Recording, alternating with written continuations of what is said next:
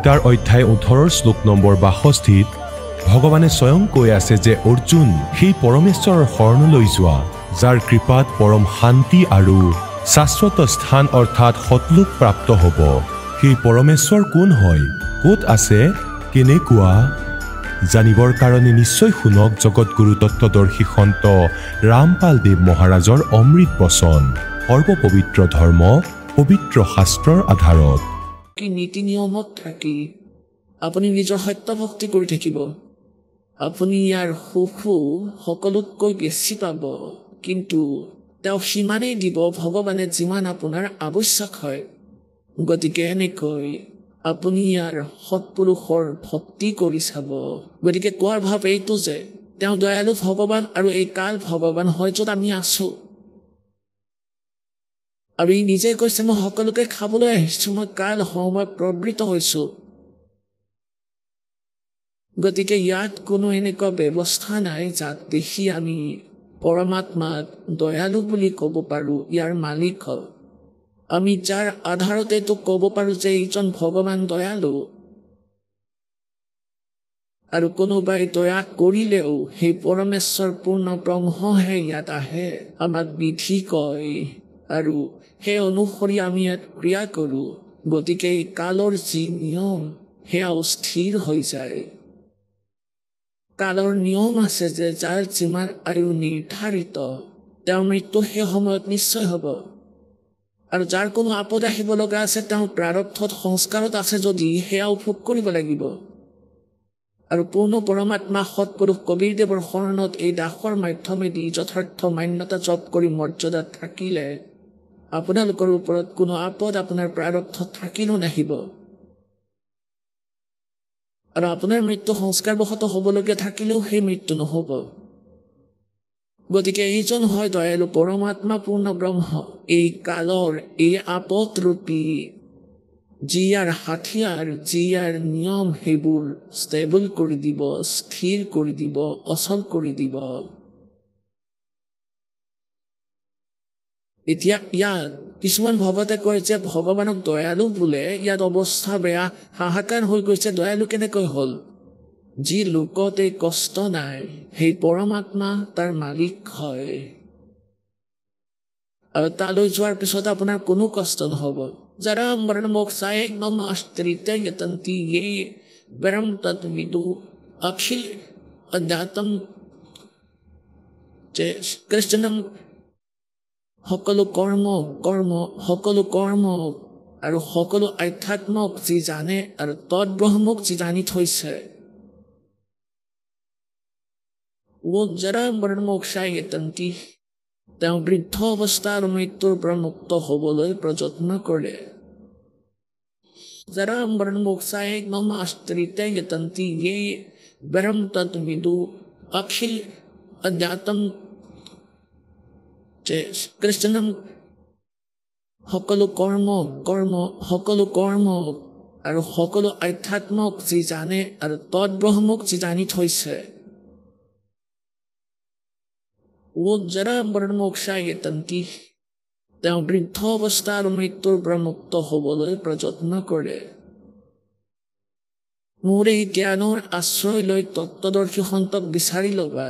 তত্ত্বদৰ্শী সন্ত তেতিয়া এই জ্ঞান ক'ব যি এই দাসে আপোনালোকক কৈ আছে।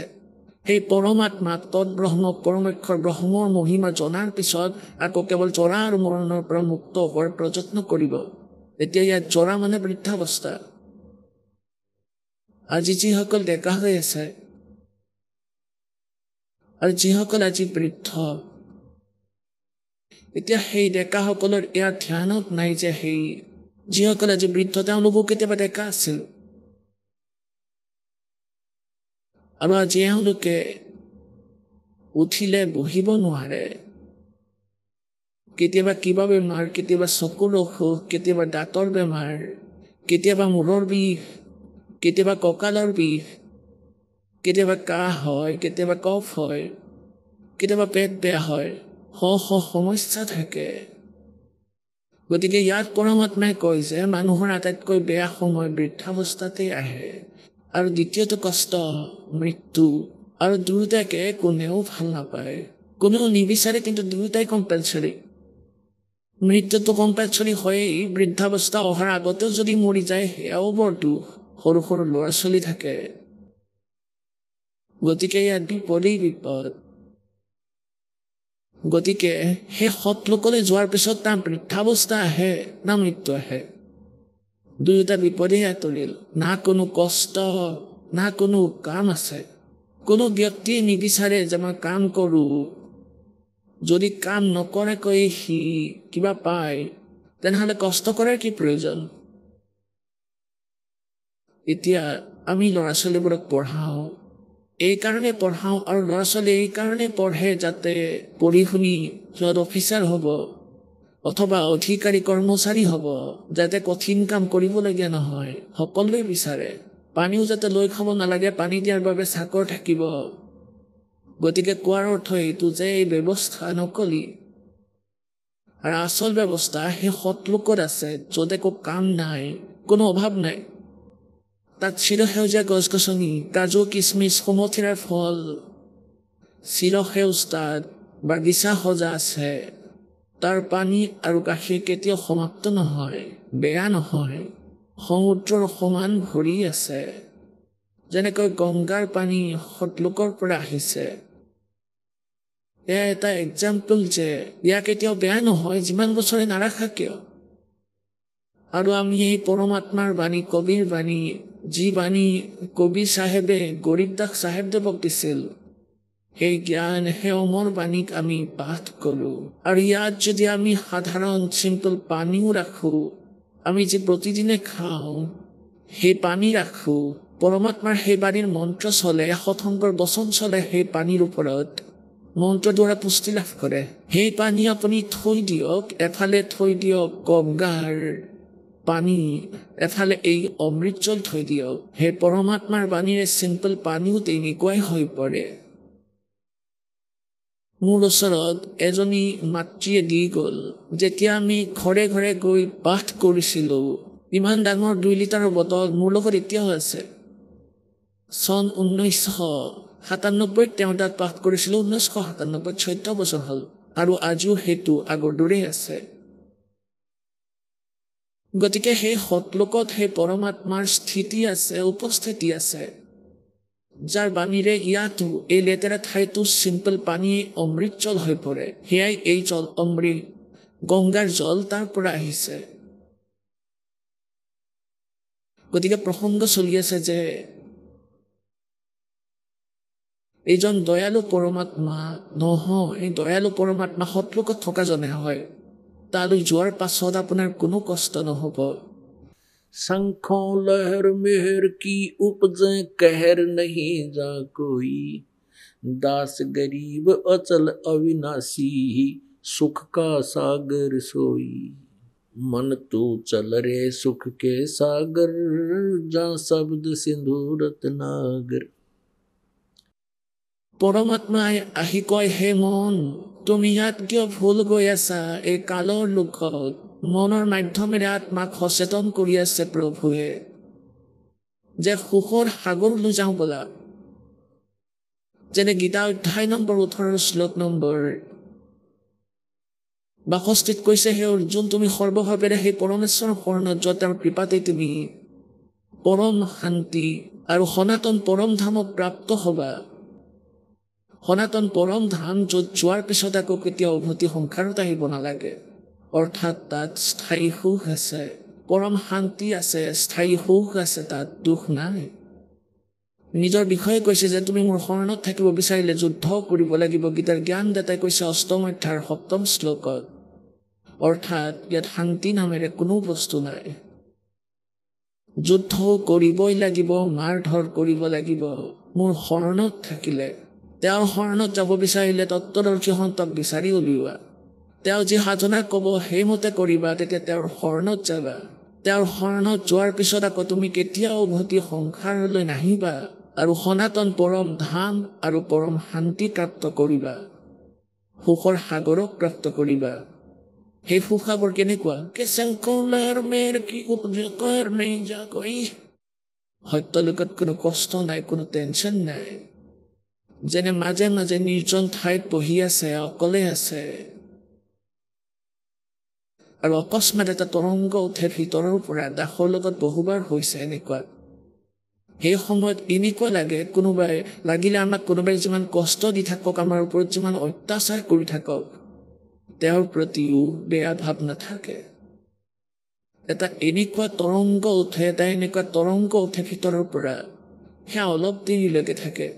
তাৰপিছত আকৌ শবাৰ চেষ্টা কৰোঁ যে সেই ব্যক্তিৰ প্ৰতি আকৌ কেতিয়াও মনলৈ এনে দুখ নাহে যে তেওঁ আমাক বহুত অত্যাচাৰ কৰিছে, বহুত কষ্ট দিছে, তাৰ বাবে দুখ নকৰোঁ, কিন্তু আকৌ এনে ভাৱ নাহে। গতিকে কোৱাৰ তাৎপৰ্য এই যে সেইটো আছিল আনন্দৰ তৰংগ, আৰু সেইটো মাৰ যাওঁতে ইয়াত সকলো দিশে দুখৰ তৰংগ আৰম্ভ হৈ যায়। এইটো নহ'ল, সেইটো নহ'ল, এনেকুৱা কৰিম তেনেকুৱা কৰিম, সি এনেকৈ কিয় ক'লে, এইটো হ'ল সেইটো হ'ল, এনেকৈ দুখৰ তৰংগ আৰম্ভ হৈ যায়। গতিকে সত্যলোকৰ বিষয়ে জ্ঞান দি পৰমেশ্বৰে কৈছে যে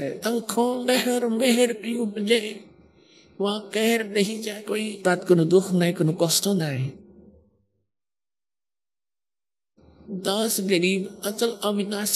অচল যে সদায় স্থিৰ, কেতিয়াও নষ্ট নহয়, নাযায়, নাশ নহয়, অচল অবিনাশী সুখৰ সাগৰ হয়। সেইটো সুখৰ সাগৰ। সাগৰ মানে সমুদ্ৰ।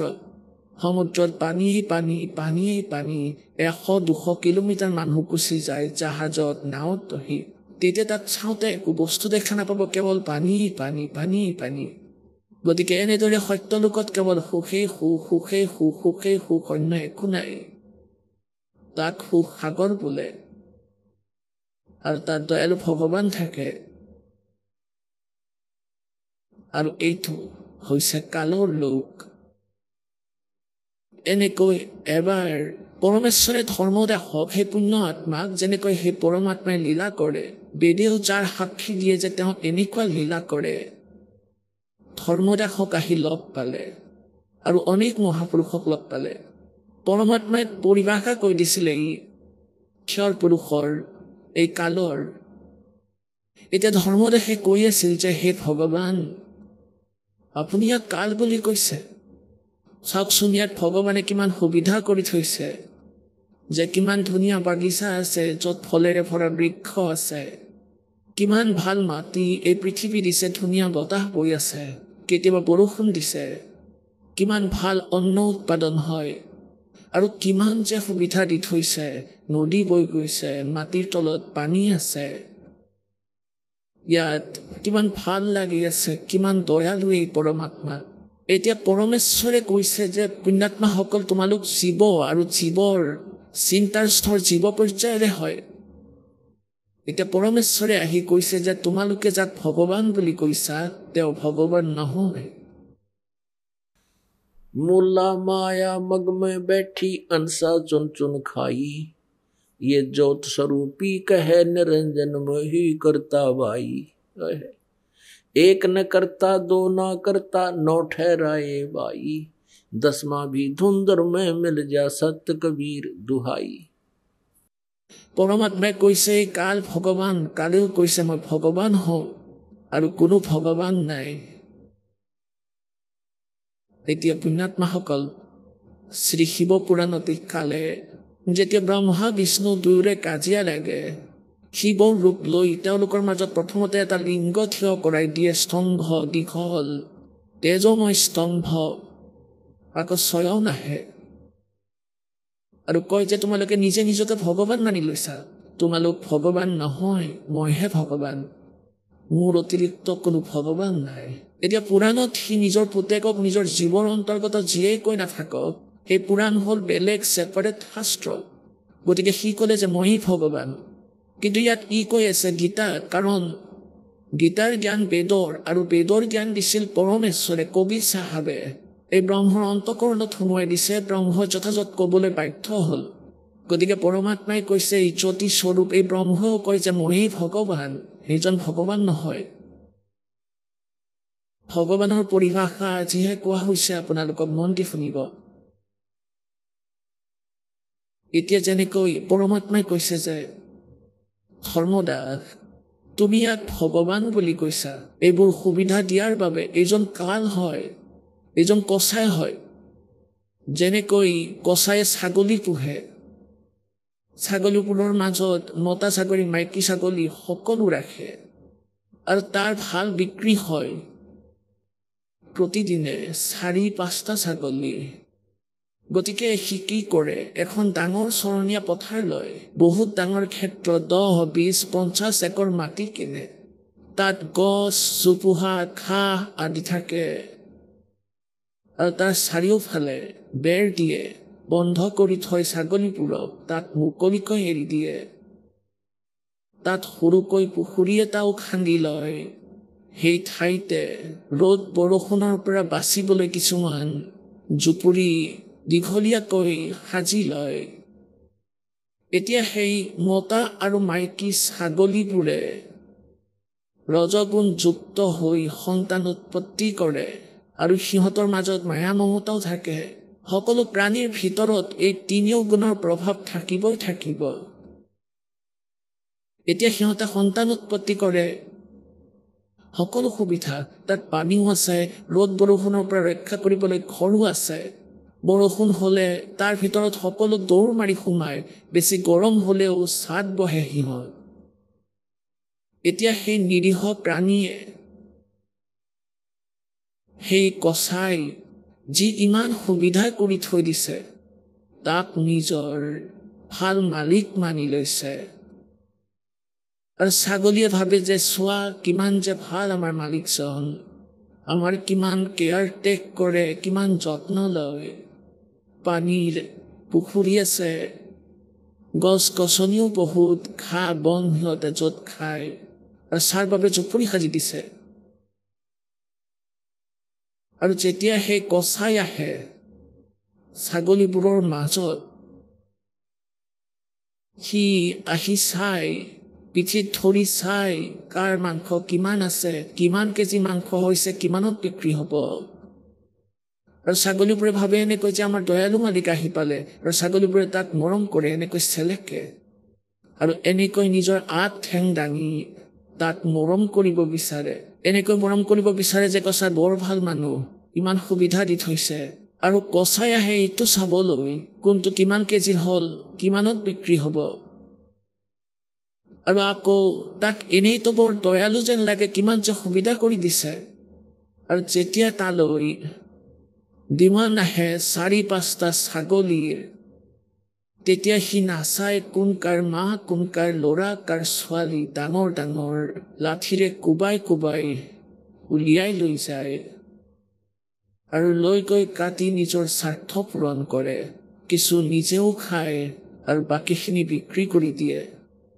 আৰু যেতিয়া সেই ছাগলীবোৰক উলিয়াই লৈ যায়, সিহঁতৰ লগৰ ছাগলীবোৰে সিহঁতে বহুত দেৰিলৈকে কান্দি কান্দি দৌৰি পলাই, এনেকৈ চাই কলৈ গ'ল, কেনেকৈ গ'ল, কান্দি থাকে, কিন্তু সি লৈ যায়।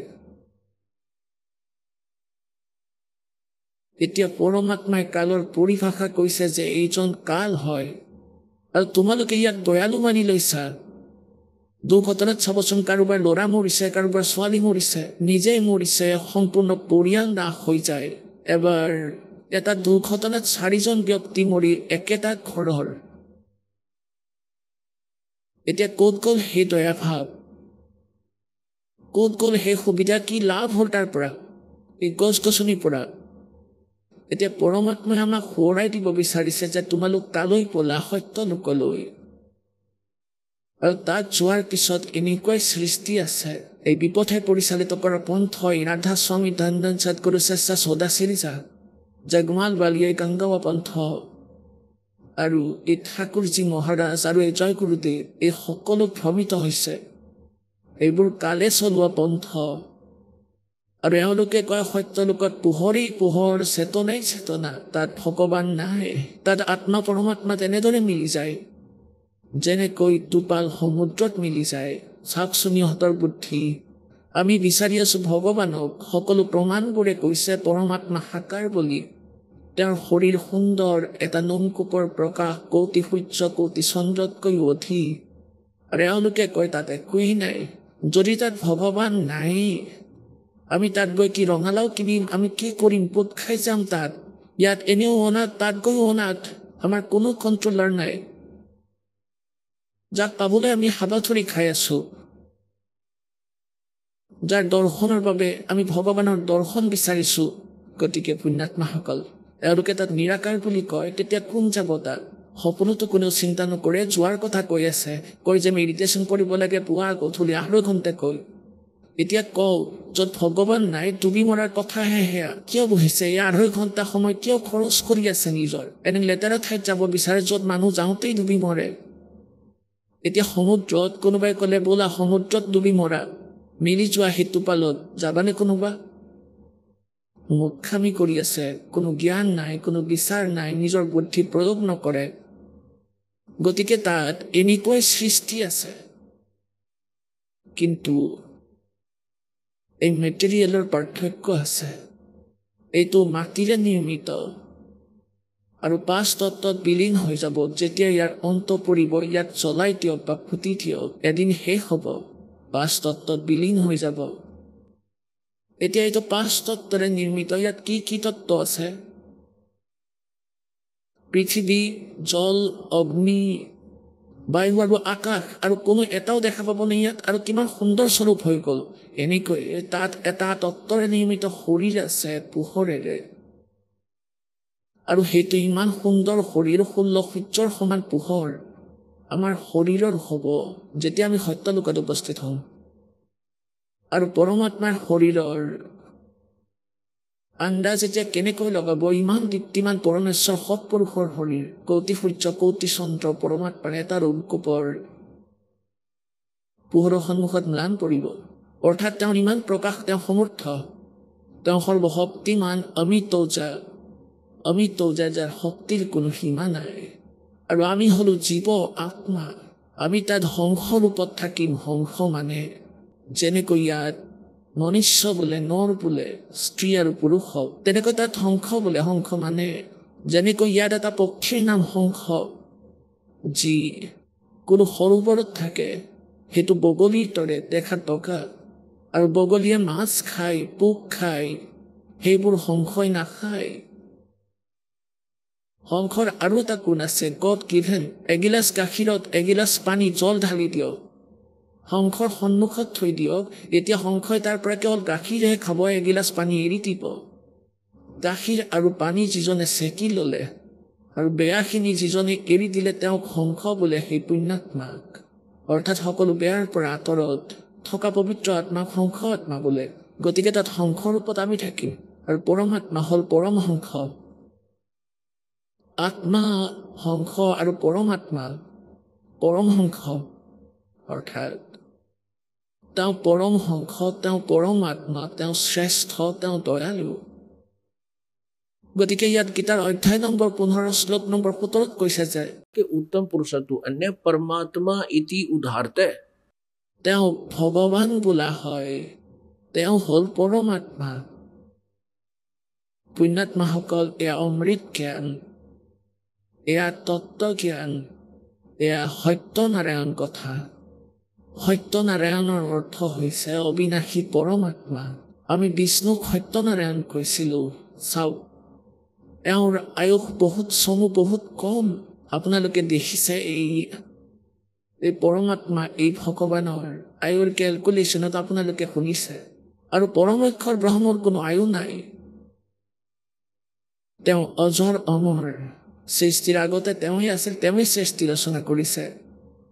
গতিকে কোৱাৰ তাৎপৰ্য এইটো যে তেওঁলোকে কয় যে ভগৱান বুলি তাত একোৱেই নাই। গতিকে তালৈ যোৱাৰ ৰুচি এওঁলোকৰ কেনেকৈ হ'ব য'ত ভগৱানেই নাই? এতিয়া কোনোৱে যদি কয় সৎলোক আশ্ৰম বৰবদালৈ বোলা, আৰু তাত গুৰুদেৱ নাই, তাত অকল পোহৰেই পোহৰ, টিউবেই টিউব জ্বলি থাকে, ইয়াত আকৌ আপুনি কিয় আহিব? কি কৰিব এই টিউববোৰ চাই, যদি গুৰুদেৱ নিৰাকাৰে? গতিকে এওঁলোকৰ এই চিন্তন বুজি লওক। ইমানে এটা এক্সাম্পল দিলো, যিয়ে অজ্ঞানী সন্তৰ কোনোবা এজনৰ থিয়ৰী চাই লওক, আপুনি যিকোনো ধৰ্মৰ চাই লওক, তেওঁলোকৰ লোক বেদ মুখ বাগৰা কথাই এইটোৱে কয় যে পৰমাত্মা নিৰাকাৰ। আৰু আমাৰ সদগ্ৰন্থই কয় পৰমাত্মা সুশৰীৰে আছে, তেওঁৰ নাম কবিৰ সময়ত। এতিয়া আমি আহোঁ পৰমাত্মা সাকাৰ নে নিৰাকাৰী কথালৈ। এইটো ভুল থিয়ৰী কৈ আছে যে পৰমাত্মা তাত নাই, তেওঁতো নিৰাকাৰ। যেনেকৈ মুছলমান ধৰ্মটো পৰমাত্মাক বেচোন বোলে, তেওঁ নিৰাকাৰ, তেওঁ দেখা পোৱা নাযায়। আৰু খ্ৰীষ্টান ধৰ্মত পৰমাত্মাক তেওঁলোকে ফৰ্মলেছ কয়, নিৰাকাৰ বোলে। কিন্তু পবিত্ৰ বাইবেলে কৈ আছে, পবিত্ৰ বাইবেলত বৰ্ণনা আছে যে সেই পৰমাত্মা মনুষ্য সদৃশ। সৃষ্টিৰ উৎপত্তি নামৰ গ্ৰন্থ পবিত্ৰ বাইবেলৰ অংশ।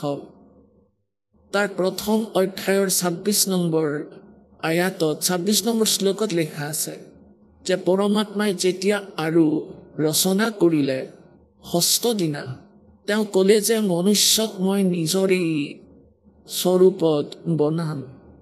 এনেদৰে কৈ ভগৱানে পৰমেশ্বৰে মনুষ্যক নিজৰেই স্বৰূপ অনুসৰি নিজৰ ৰূপৰ দৰে বনালে। তেওঁলোকক নৰ আৰু নাৰী কৰি সৃষ্টি কৰিলে। আকৌ ভগৱান নিৰাকাৰ কেনেকৈ হৈ গ'ল, ফৰ্মলেছ কেনেকৈ হৈ গ'ল? যেতিয়া পৰমাত্মাই ক'লে যে মই মানুহক নিজৰ নিচিনা বনাম, তেন্তে ভগৱান কেনেকুৱা হ'ব? মানুহৰ দৰেই। আৰু তেওঁ 6 দিনত সৃষ্টি ৰচনা কৰি 7ম দিনা সিংহাসনত গৈ বহিল। এইটো পবিত্ৰ কোৰাণ শ্বৰীফত সূৰত ফুৰকানী 25 আৰু আয়াত নম্বৰ 52ৰ পৰা 59 লৈকে তাত স্পষ্ট কৰা হৈছে কোৰাণ শ্বৰীফৰ জ্ঞানদাতা, যাক মুছলমান ধৰ্মই নিজৰ আল্লাহ ভগৱান গড মানে, তেওঁ এই শ্ৰী হজৰত মহম্মদক আদেশ দিয়ে কোনো দেৱদূতৰ জৰিয়তে বা স্বয়ং কোনো অন্য সোমাই কয়, আকাশবাণী কৰে। তেওঁ তেওঁলোকৰ ফাইনেল গড হয়। কাৰ? মুছলমানৰ। তেওঁ হজৰত মহম্মদক কোৰাণ শ্বৰীফৰ জ্ঞান দি আছে। কোৰাণ শ্বৰীফৰ জ্ঞানদাতাই কৈছে নিজৰ পয়গম্বৰ হজৰত মহম্মদক যে হে পয়গম্বৰ, তুমি এই কাফিৰবোৰৰ কথা নামানিবা। এইটো 52 নম্বৰ আয়াত সূৰত ফুৰকানী 25। এই কাফিৰবোৰৰ কথা নামানিবা আৰু মই তোমাক এই কোৰাণ শ্বৰীফত যি তথ্য দি আছো, যি জ্ঞান দি আছো, তাক বিশ্বাস কৰিবা। আৰু এই কাফিৰবোৰে নামানে যে কবিৰ ইজ গড, আল্লাহ কবিৰ হয়। গতিকে কবিৰ আল্লাহ হয়, মোৰ এই কথা বিশ্বাস কৰি সিহঁতৰ কথা নুশুনিবা। ইয়াৰ বাবে তুমি সংঘৰ্ষ কৰিবা, অৰ্থাৎ মাৰধৰ নকৰিবা, কাজিয়া নকৰিবা, লাঠি নচলাবা, ৰক্তপাত নকৰিবা। সিহঁতৰ কথা তুমি মানি নলবা। আৰু এই কবিৰ নামধাৰী আল্লাহ তেওঁৱেই হয় যিজনে সকলো সৃষ্টি ৰচনা কৰিলে, পৃথিৱী সজিলে, ইয়াৰ তলত লুণীয়া আৰু মিঠা পানী দিলে। তেওঁৱেই তোমাক জন্ম দিলে। ইয়াত সকলো সংস্কাৰ তেওঁৰ পৰাই হৈছে। আকৌ সেই পৰমাত্মাই নিজৰ সন্তানৰ দুখ ভালদৰে জানে। এই কবিৰ আল্লাই নিজৰ সন্তানৰ পাপ নাশ কৰি দিয়ে। তেওঁলোকৰ অপৰাধ দুখবোৰৰ লগত তেওঁ পৰিচিত। সেই আল্লাহ কবিৰ হয় যি 6 দিনত সৃষ্টি ৰচিলে আৰু 7ম দিনা সিংহাসনত গৈ বহিল। তেওঁ আল্লাহ কবিৰ হয়। তেওঁৰ খবৰ কোনো তত্ত্বজ্ঞানীজনৰ পৰা সুধি চাবা। ইয়াৰ পৰা সিদ্ধ হ'ল যে কোৰাণ শ্বৰীফৰ জ্ঞানদাতা আল্লাহৰ পৰা কোনো অন্য আল্লাহ আছে, কবিৰ নামৰ আল্লাহ আছে, যি 6 দিনত সৃষ্টি ৰচিলে আৰু 7ম দিনা সিংহাসনত গৈ বহিল। তেওঁৰ বিষয়ে কোৰাণ শ্বৰীফৰ জ্ঞানদাতাইও নাজানে। ইয়াৰ পৰা সিদ্ধ হ'ল যে তেওঁৰো কমপ্লিট নলেজ নাই, অপশ্যন থৈ দিছে যে সেই আল্লাহ যিজনে সকলো সৃষ্টি ৰচনা কৰিলে, যিজন সকলোৰে মালিক, যিজনে 6 দিনত সৃষ্টি ৰচিলে, 7ম দিনা সিংহাসনত গৈ বহিল, তেওঁৰ খবৰ, তেওঁৰ জাননী কোনো বা খবৰৰ পৰা অৰ্থাৎ তত্ত্বদৰ্শী সন্তৰ পৰা সুধিবা। কোৰাণ শ্বৰীফৰ জ্ঞানদাতাই নাজানে। ইয়াৰ পৰা সিদ্ধ হ'ল যে তেওঁ নিজেও অনভিজ্ঞ।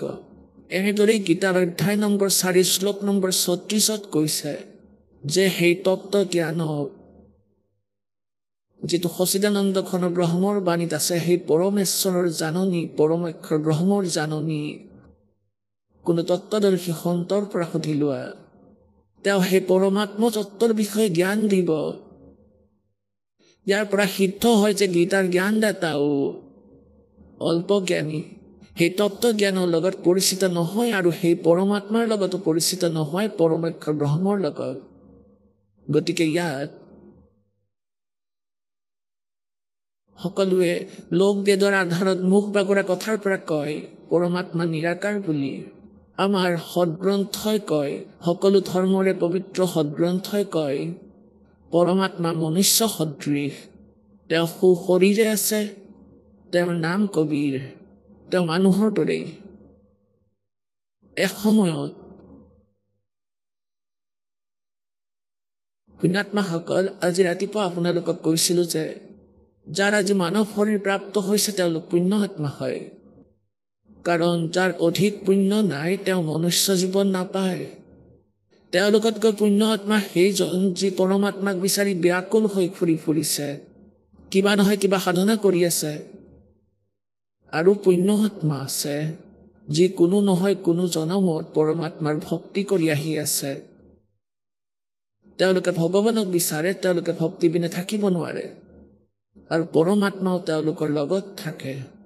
এতিয়া যেনেকৈ কিমান পুণ্য আত্মা আছে যিয়ে ধন ধন সদগুৰুৰ লগত কৌটিৰ সংখ্যাত গৈ পৰিছে।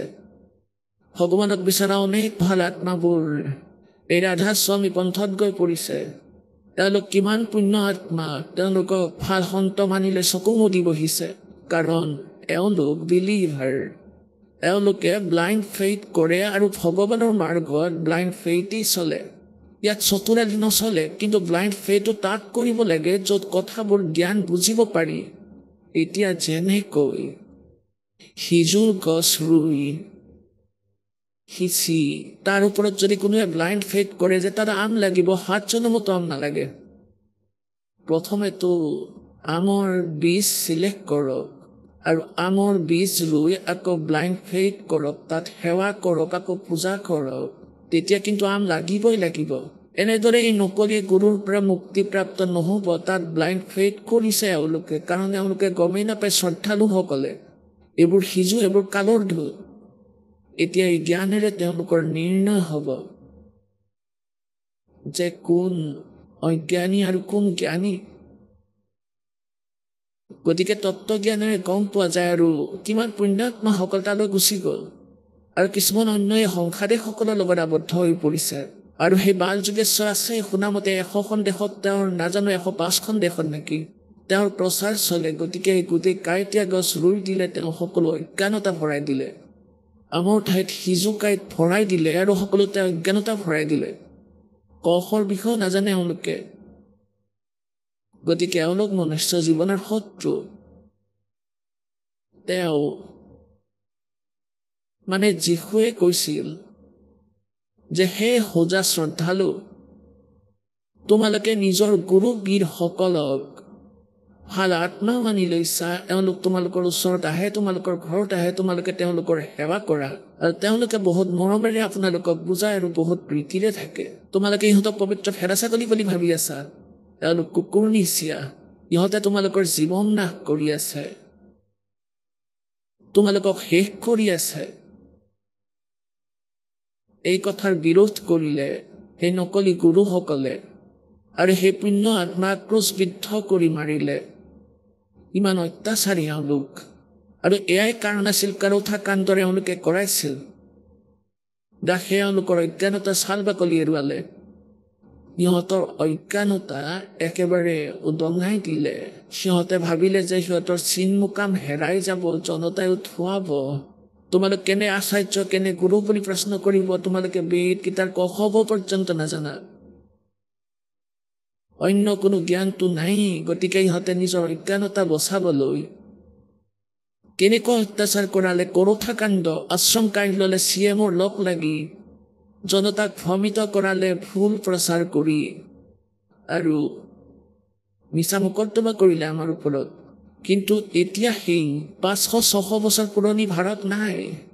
শিক্ষাৰ এয়াই লাভ, সকলো শিক্ষিত ভাই ভনী পুত্ৰ পুত্ৰী আৰু সকলোৱে বুজি পায় নিজৰ সদগ্ৰন্থ, যাৰ পৰিণাম এই যে আমি আকৌ স্বাধীন হলো।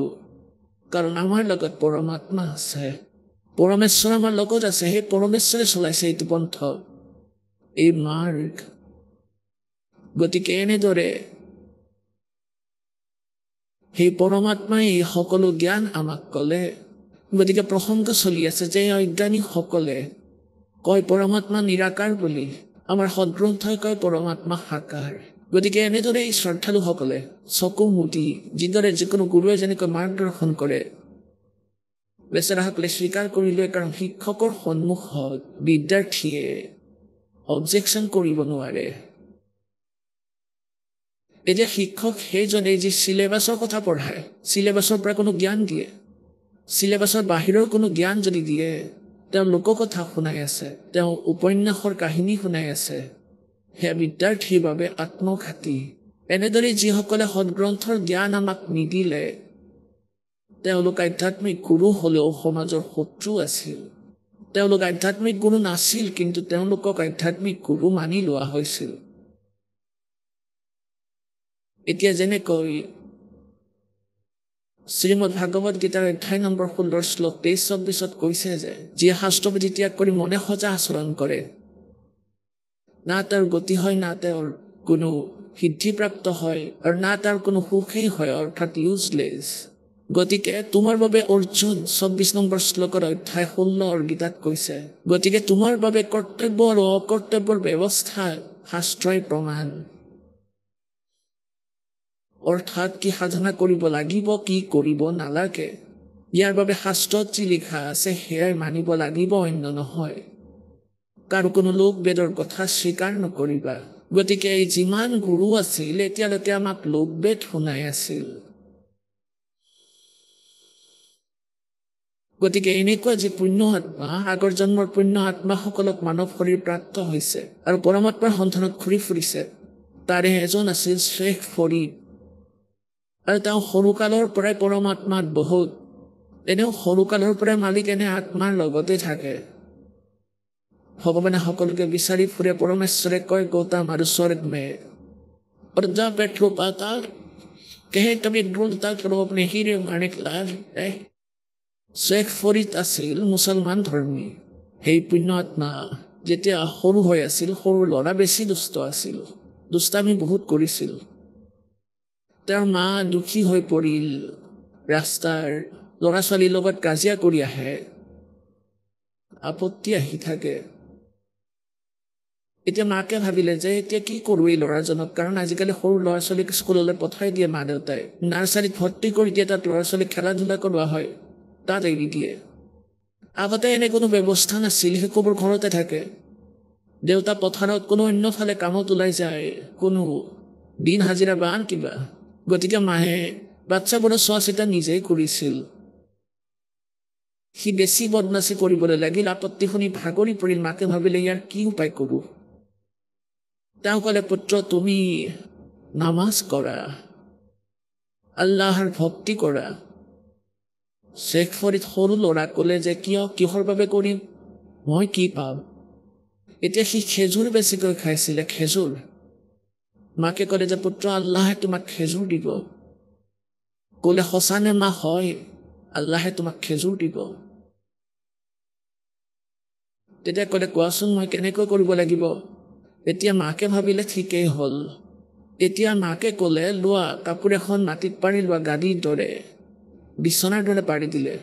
পুত্ৰ ইয়াৰ ওপৰত এনেদৰে শুই থাকা, চকু বন্ধ কৰিবা, এবাৰ এনেকৈ কৰিবা, আকৌ এনেকৈ কৰিবা, আৰু ক'বা আল্লাহ মোক খেজুৰ দিব, আল্লাহ মোক খেজুৰ দিব।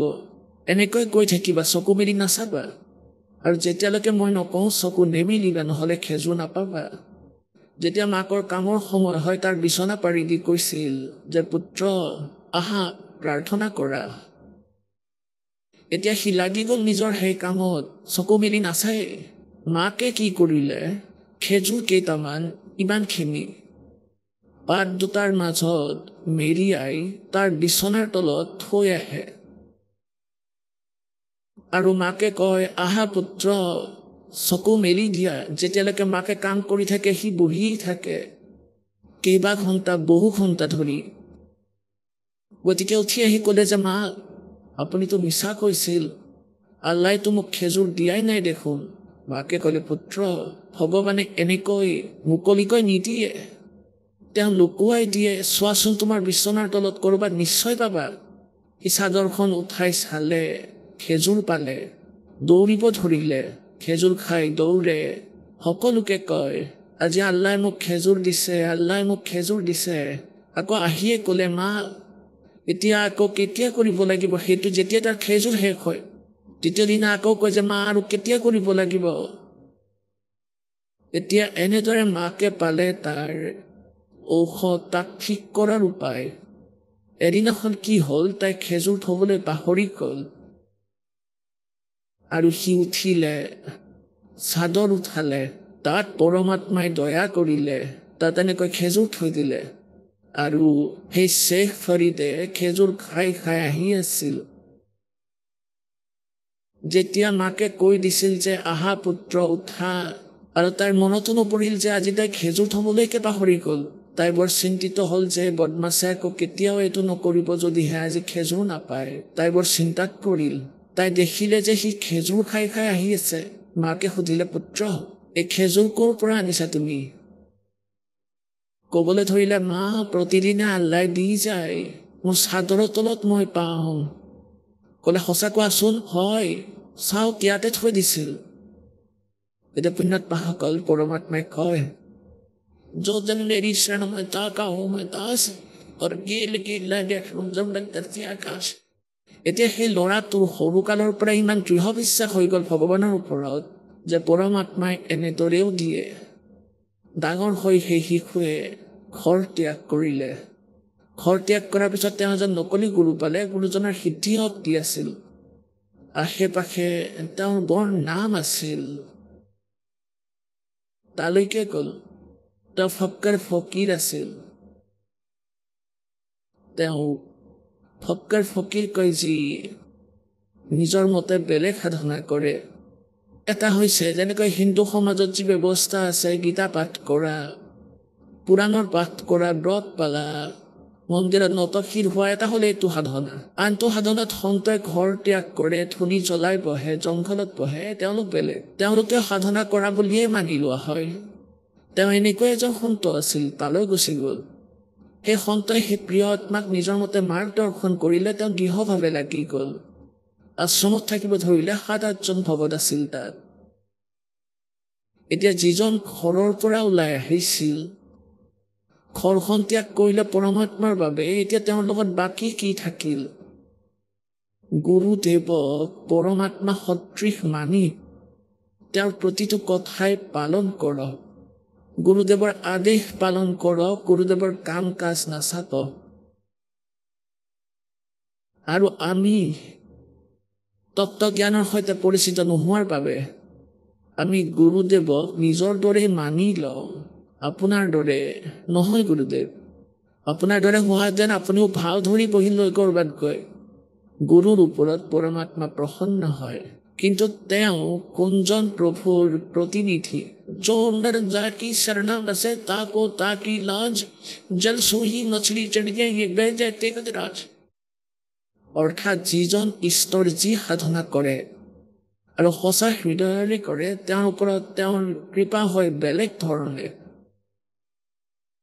গতিকে এনেদৰে শ্বেখ ফৰিদে পৰমাত্মা পাবলৈ সমৰ্পণ কৰিলে গুৰুদেৱে যি আদেশ দিয়ে শিৰোধাৰ্য মনত দুখ কপট কেতিয়াও নাহে গুৰুদেৱে হুক্কা খাইছিল আৰু শ্বেখ ফৰিদে কেতিয়াও চুই নাপালে সেই গুৰুজনে নিজে খাইছিল কিন্তু আনক হুক্কা খাবলৈ কোৱা নাছিল শ্বেখ ফৰিদৰ গুৰুজনে এতিয়া কি হ'ল তাত শ্বেখ ফৰিদ নিজৰ গুৰুদেৱৰ কৃপা পাত্ৰ হ'ল কাৰণ গুৰুদেৱে যি ক'লেও সেই কামত কোনো ত্ৰুটি হ'বলৈ নিদিয়ে আৰু অন্যবোৰে অৱহেলা কৰিছিল অন্যবোৰতকৈ বেছি সম্পৰ্ক সেই গুৰুদেৱৰ শ্বেখ ফৰিদৰ লগত আছিল সম্পৰ্ক মানে এনেকুৱা যেনে ৪-৫জন সেৱক আছে আৰু গুৰুদেৱে ক'লে বাচ্চা পানী লৈ আহাচোন এজনে ক'লে মই আনিছোঁ গুৰুদেৱ কিন্তু কান্ধত গামোচা লৈ গা ধুবলৈ গ'ল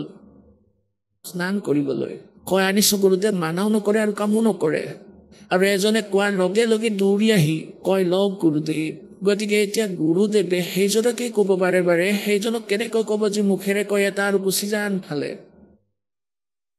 এটা চমুকীয়া অৰ্থপূৰ্ণ কৌতুক শুনাম। গুৰু শিষ্য দুজন আছিল। সন্ধিয়া পৰত গুৰুদেৱে ক'লে নিজৰ শিষ্যক যে বাছা চোৱাচোন, নিজে শোৱাৰ পৰত তৈয়াৰী কৰিব লাগিল। গুৰু বৃদ্ধ আছিল, শুই থাকিল সবাতিত। পুত্ৰ চোৱাচোন, বাহিৰত বৰষুণ দিয়া নাইতো। এতিয়া শিষ্য এফালে শুই আছিল, শুই থাকিয়ে ক'লে হয় গুৰুদেৱ, বৰষুণ দি আছে। গুৰুদেৱে ক'লে আৰে তুমিতো বাহিৰলৈ যোৱা নাই, কেনেকৈ গম পালা? ক'লে মেকুৰী তিতি আহিছে। মেকুৰীটো ক'ৰবাত নলাত কৰিবও পাৰে, পানীটো সোমাব পাৰে। তেতিয়া আকৌ ক'লে বাছা চোৱাচোন, এই চাকিটো নুমাই দিয়া চাকিটো।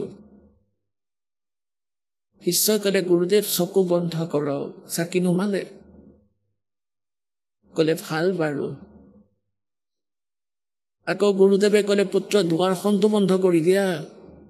গুৰুদেৱ দুটা কাম মই কৰিলো, এটা আপুনিও কৰক। গতিকে এজন থাকে এনেকুৱা শিষ্য গুৰুৰ, আৰু এজন এনেকুৱা থাকে যি কোৱা মাত্ৰকে দৌৰি যায়, কয় হয় বাহিৰত গুৰুদেৱ বৰষুণ দিয়া নাই বা দিছে, চাকি নুমাই দিয়া, যি আজ্ঞা গুৰুদেৱ এতিয়াই কৰিছো। এজন থাকে এনেকুৱা শিষ্য। আৰু এহাল গুৰু শিষ্য আছিল। গুৰুদেৱে ক'লে নিজৰ এজন শিষ্যক যি অবিডিয়েণ্ট আছিল, যাক শিষ্য বুলিব পাৰি, যে হে পুত্ৰ, এটা নদী আছিল, নদীৰ ওচৰত এজোপা গছ আছিল। সেই শিষ্যক ক'লে যে পুত্ৰ, গছজোপাৰ চাৰিওফালে মাটিৰ ওখকৈ মঞ্চ তৈয়াৰ কৰা। মই পুৱা ফুৰিবলৈ যাওঁ, মোৰ অন্তৰে কয় কিছুপল তাতে বহি প্ৰাকৃতিক আনন্দ উপভোগ কৰো। নদীৰ পাৰত আশ্ৰম ০.৫ কিলোমিটাৰ দূৰ আছিল। সেই গুৰুদেৱ তালে ফুৰিব গৈছিল, শিষ্য আছিল লগত। গুৰুদেৱ যেতিয়া উভতি আশ্ৰমলৈ আহিল, কোৰ লগত লৈ গ'ল আৰু চাৰিওফালে বহুত ধুনীয়াকৈ মাটিৰ মঞ্চ তৈয়াৰ কৰি দিলে, ৪ ফুট বহলকৈ গছজোপাৰ চাৰিওফালে, আৰু ভালদৰে লিপি লৈ ফিট কৰি দিলে।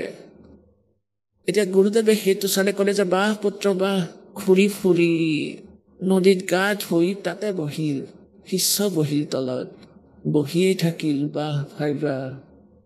এতিয়া পিছদিনা ক'বলৈ ধৰিলে বাছা মোৰ এইটো ভাল লগা নাই, এইটো ভাঙি দিয়া, শেষ কৰি দিয়া। ক'লে হ'ব গুৰুদেৱ। পিছদিনা তাকে একেবাৰে সমান কৰি পেলালে। তাৰ পিছদিনা আকৌ সেই গুৰু শিষ্য আহিল। আকৌ গুৰুদেৱে ক'লে বাছা এই মঞ্চ তেনেকৈ বনাই দিয়া, মোৰ অন্তৰে কৈছে ইয়াতে বহো। শিষ্যই পিছদিনা আকৌ তেনেকৈ বনাই দিলে। তৃতীয় দিনা আকৌ গুৰুদেৱে ক'লে নহয়, ইয়াক আকৌ সমান কৰি দিয়া। ক'লে জীয়াকে গুৰুদেৱ, ভাঙি দিলে মঞ্চ। ২ দিন পাছত আকৌ ক'লে বাছা মোৰ মনে কৈছে মই ইয়াতেই বহো। মঞ্চ এখন সাজা পিছদিনা আকৌ সাজি দিলে। ২ দিনৰ পিছত গুৰুদেৱে ক'লে আকৌ যে নহয়, এইখন ভাঙি দিয়া, মোৰ একেবাৰে ভাল লগা নাই। এই কথা তাত থকা গৰখীয়া ল'ৰা এজনে লক্ষ্য কৰি আছিল। সি শিষ্যজনক ক'বলৈ ধৰিলে, যেতিয়া তেওঁ পিছদিনা সেইটো ভাঙিবলৈ আহিল, তাক সমান কৰিবলৈ আহিল, ক'ব ধৰিলে আৰে তোমাৰ মূৰটো বেয়া হ'ল নেকি? বুঢ়াজনৰতো মূৰ এনেও বেয়া। এদিন কৈ বনাই দিয়া, এদিন কৈ ভাঙি দিয়া, আৰু তুমি তাৰ সকলো কথা মানি আছা। এতিয়া শিষ্যজনে ক'লে ভাই, আমাৰ এই কাম কাজৰ সৈতে তুমি পৰিচিত নহয়, এয়া মোৰ পৰীক্ষা চলি আছে ভাই, আৰু এই মঞ্চৰ সৈতে কোনো সম্পৰ্ক নাই। গতিকে কোৱা তাৎপৰ্য এই যে শিষ্য হ'লে এনেকুৱা হ'ব লাগে। গতিকে এজন তেনেকুৱা শিষ্য আছিল। কোন? শ্বেখ ফৰিদ। আৰু অন্য সেইজন আছিল যিজনে কৈছিল ২টা কাম মই কৰিলো, এটা আপুনি কৰক। আপুনি কি একেবাৰে নোৱাৰা হৈ পৰিছে? এতিয়া এনেকৈ ল'ৰা ছোৱালীক কোৱা হয় বেটা, এনেকুৱা কৰা। আহক আমি এতিয়া সেই শ্ৰদ্ধালুসকলৰ অনুভৱবোৰ জানো, যিসকলে জগতগুৰু তত্ত্বদৰ্শী সন্ত ৰামপাল দেৱ মহাৰাজৰ পৰা দীক্ষা প্ৰাপ্ত কৰিছে, তথা তেওঁৱেই কোৱা ভক্তি মাৰ্গ এওঁলোকে অৱলম্বন কৰি আছে। নমস্কাৰ। নমস্কাৰ। কি নাম আপোনাৰ? মোৰ নাম নীতু মেহতা। ক'ৰ পৰা আহিছে আপুনি? হয়, মই গাঁও ঘাংৰি, জিলা হাজাৰিবাগ, ঝাৰখণ্ডৰ পৰা আহিছোঁ। ঠিক আছে, এইটো কওক যে সন্ত ৰামপাল দেৱ মহাৰাজৰ পৰা নাম দীক্ষা কেতিয়া ল'লে আপুনি? মই সন্ত ৰামপাল দেৱ মহাৰাজৰ পৰা নাম দীক্ষা ৭ ফেব্ৰুৱাৰী ২০১৬ত লৈছিলোঁ। সন্ত ৰামপাল দেৱ মহাৰাজৰ সৈতে কিয় জড়িত হ'ল আপুনি? হয়, মই সন্ত ৰামপাল দেৱ মহাৰাজৰ পৰা মই তেওঁৰ বহুত অভিজ্ঞতা, টিভিত যে আহে তেওঁৰ সৎসংগ, তাতে বহুত অভিজ্ঞতাৰ কথা কয়। মই সেইবোৰ চাইছিলোঁ, তেতিয়া তেওঁৰ প্ৰতি আকৰ্ষিত হৈছিলোঁ, লাভ পায় বুলি। প্ৰথমতে মই তেওঁৰ পৰা লাভ পাবৰ বাবে নাম দীক্ষা লৈছিলোঁ। লাভ পালেনে? হয়, মই লাভ পাইছোঁ। কি লাভ পালে?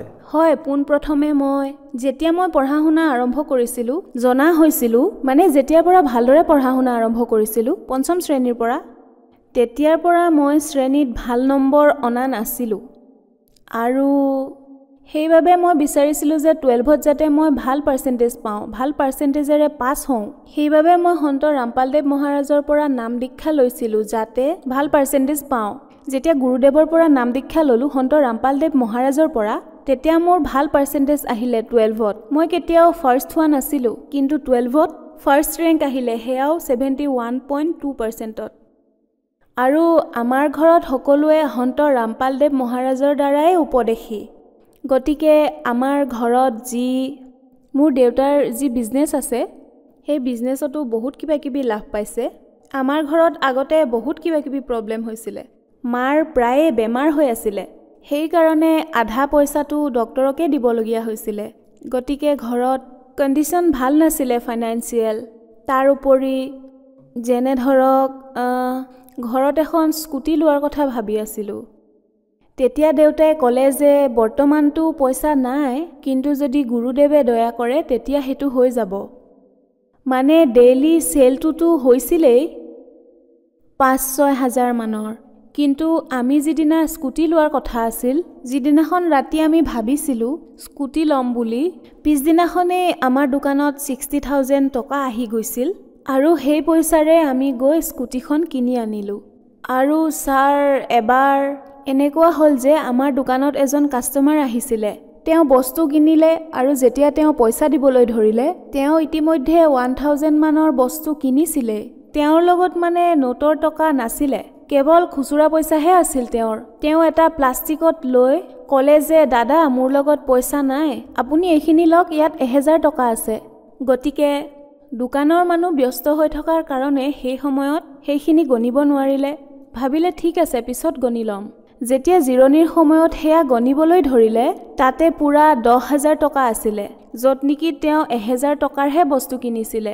আৰু হয়, কেইদিনমান আগতে মোৰ ৰামায়ণী মানে মোৰ বিয়া হৈছে, আৰু সেয়াও গুৰুদেৱৰ দয়াত বিনা যৌতুকেৰে হৈছে, য'ত নেকি বৰ্তমান সময়ত কোনেও এনেকৈ ভাবিবই নোৱাৰে যে বিনা যৌতুকেৰে কোনো ছোৱালীৰ বিয়া হ'ব পাৰে।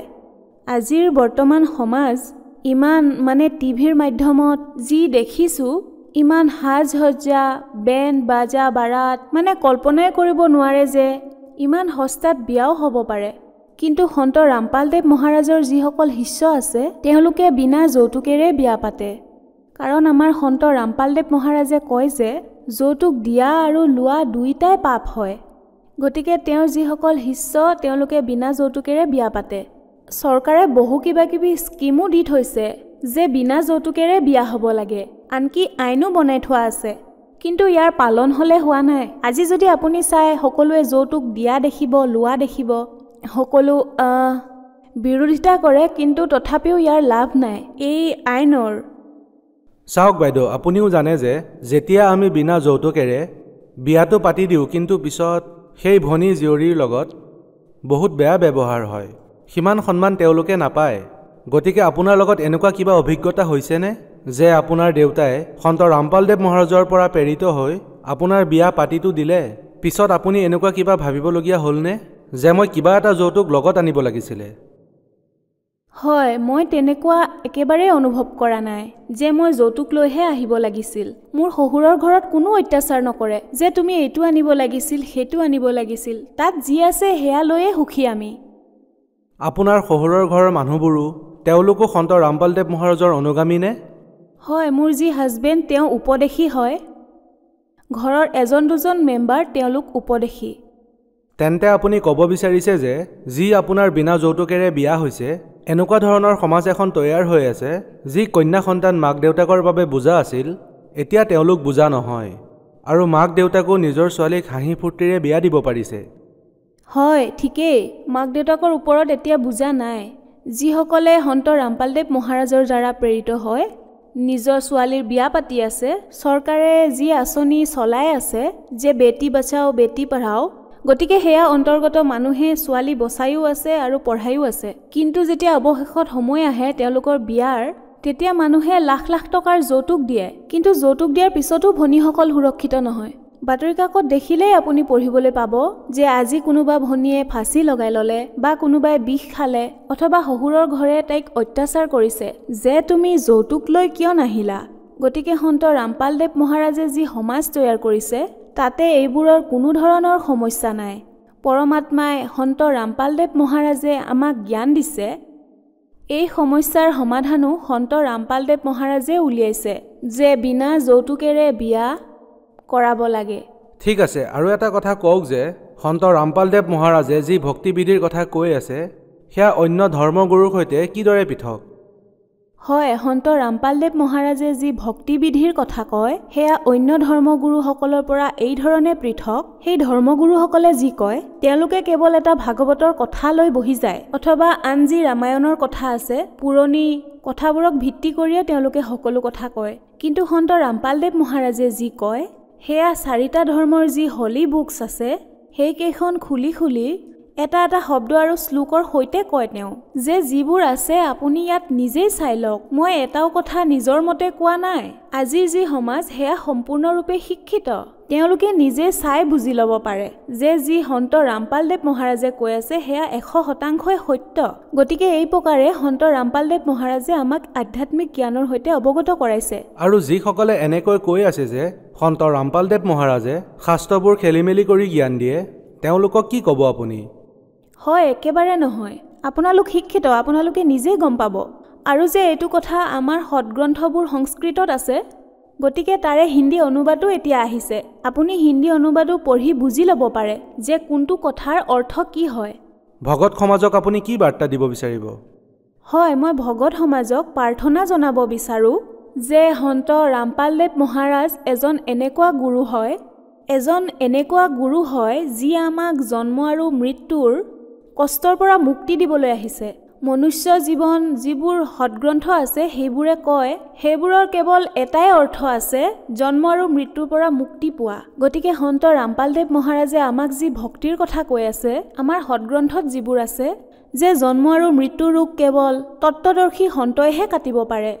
গতিকে গীতাৰ অনুসৰি তত্ত্বদৰ্শী সন্ত আমাৰ গুৰু সন্ত ৰামপালদেৱ মহাৰাজে হয়, যিয়ে আমাৰ বেদ শাস্ত্ৰ গীতাৰ প্ৰমাণ সহিতে ভক্তিৰ কথা কৈ আমাক জন্ম আৰু মৃত্যুৰ পৰা মুক্তি প্ৰাপ্ত কৰিবৰ বাবে সেই সৎ মন্ত্ৰ, সেই সৎ ভক্তিৰ কথা কয়, যাৰ দ্বাৰা জন্ম আৰু মৰণৰ সেই কষ্টৰ পৰা মুক্তি পাব পাৰোঁ। গতিকে যিসকলে সন্ত ৰামপালদেৱ মহাৰাজৰ সৈতে জড়িত হ'ব বিচাৰে তেওঁলোকে নাম দীক্ষা কেনেকৈ ল'ব পাৰিব? ছাৰ, তেওঁৰ পৰা নাম দীক্ষা প্ৰাপ্ত কৰাটো এতিয়া বৰ্তমান বহুত সহজ হৈ পৰিছে। তেওঁৰ এতিয়া বহুত ধৰক ছ'চিয়েল মিডিয়া প্লেটফৰ্মত তেওঁৰ সৎসংগ আহে, ফেচবুক, ইনষ্টাগ্ৰাম, ইউটিউব ইত্যাদিত। আপুনি যদি ইউটিউবত গৈও সন্ত ৰামপালদেৱ মহাৰাজ সৎসংগ বুলি লিখি দিয়ে তেতিয়া তাত তেওঁৰ 1000টা ভিডিঅ' আহি যাব সৎসংগৰ, আপোনালোকে তাতো চাব পাৰে। বিভিন্ন টিভি চেনেলতো তেওঁৰ সৎসংগ আহে, তাতে আপোনালোকে চাই, তাতে তলত এটা হালধীয়া শাৰী আহে, তাতে এটা নম্বৰ আহে, তাতে কিতাপ অৰ্ডাৰ কৰি সেই কিতাপখনো আপুনি পঢ়িব পাৰে। বৰ্তমান কেৱল ভাৰততে নহয়, বিশ্বৰ বহু দেশত সন্ত ৰামপালদেৱ মহাৰাজৰ আশ্ৰম খোলা হৈছে, য'ত আপুনি আপোনাৰ ওচৰৰ যিবোৰ নামদান কেন্দ্ৰ আছে তালৈ গৈ তেওঁৰ পৰা নাম দীক্ষা ল'ব পাৰে। হয়, বহুত ধন্যবাদ সৎ চাহেব।